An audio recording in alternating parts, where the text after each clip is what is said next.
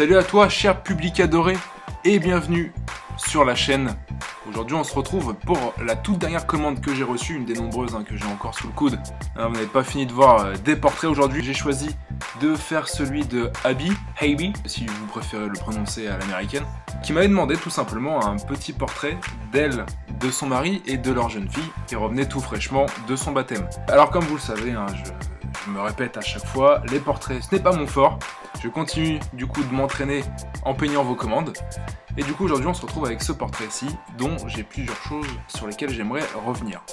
Vous avez vu au début, je vous ai pas embêté avec la phase de préliminaire où j'ai décidé de quadriller le tableau. Je l'avais fait pour la précédente commande et c'est important maintenant pour moi de le faire parce que ça m'aide à créer un espace et ça m'aide surtout à le gérer. Parce que par rapport à la photo originale, vous verrez à la fin, il manque une partie de la robe d'Abby, ce qui fait qu'il a fallu que je gère un petit peu l'espace. Et contrairement aux autres tableaux que j'ai fait auparavant, où je peignais d'abord une silhouette et ensuite je travaillais à l'intérieur, là vraiment j'essaie de faire vraiment une base sur lesquelles ensuite je peux commencer à développer, etc. etc. Parce qu'en fait mon défaut c'est de penser à tort ou à raison, que la peinture c'est un médium qui te permet de corriger tes erreurs. Mais bon, pourquoi perdre du temps à corriger des erreurs si on peut éviter de les faire en amont? Donc maintenant ce que je fais c'est que systématiquement je quadrille mon tableau, comme ça je sais où je vais et je sors pas des sentiers battus et je fais les choses correctement. Une fois que le quadrillage est mis en place, je m'attaque aux choses les plus difficiles en première, à savoir les visages. J'ai commencé d'abord par celui du bébé, qui m'a pas été très difficile à réaliser. Ensuite, j'ai poursuivi un petit peu, vous avez vu, avec les vêtements, etc. Et quand est venu le tour du visage du papa, ça n'a pas été la même chose. Vous allez voir qu'en fait, le visage que j'ai fait la première fois, c'est pas un visage qui est mauvais, il est correct. Le problème, c'est qu'il ressemblait pas à la personne que je devais faire. L'œil droit, il était un petit peu bas. Pareil pour le nez il est un peu bas, donc du coup, ça entraîne avec lui la bouche, qui est trop basse également, donc du coup ça lui fait un visage, mais c'est pas exactement celui que je dois représenter. Donc vous allez voir, j'ai dû sortir de la toile, prendre mon petit feutre pour faire quelques corrections et essayer de rétablir un petit peu l'équilibre, pour que le visage soit vraiment ressemblant, parce que le problème c'est pas qu'il était mal fait, c'est qu'il était pas ressemblant. Et le problème c'est que, comme je l'ai dit juste avant, j'avais déjà bien travaillé et bien avancé sur le visage, jusqu'à ce que je me rende compte, une fois terminé, que c'était pas bon.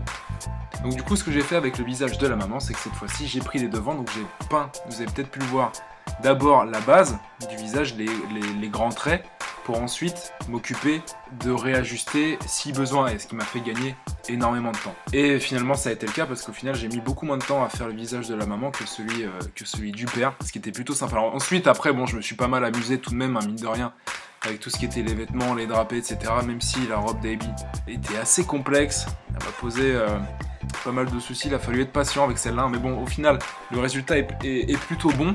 À la fin, vous verrez également que j'ai préféré pour le fond oublier l'histoire de la porte et du décor qu'il y avait sur la photo de base. Je suis parti sur un fond uni, un petit dégradé vers le sombre sur les côtés, voilà, pour faire quelque chose de plus solennel.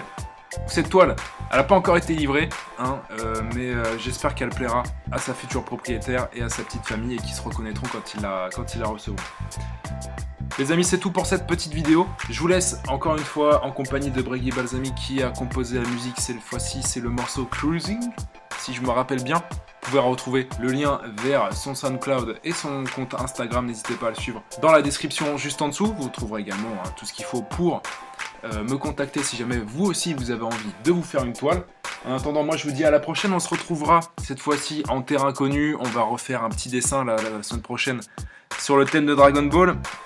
J'aimerais revenir à mes petites bases et surtout j'ai une petite idée, j'ai envie de représenter pour moi celui que je pense être le meilleur méchant de Dragon Ball, toutes saisons confondues. Je ne vous en dis pas plus et je vous dis à la semaine prochaine pour la nouvelle vidéo. Peace out.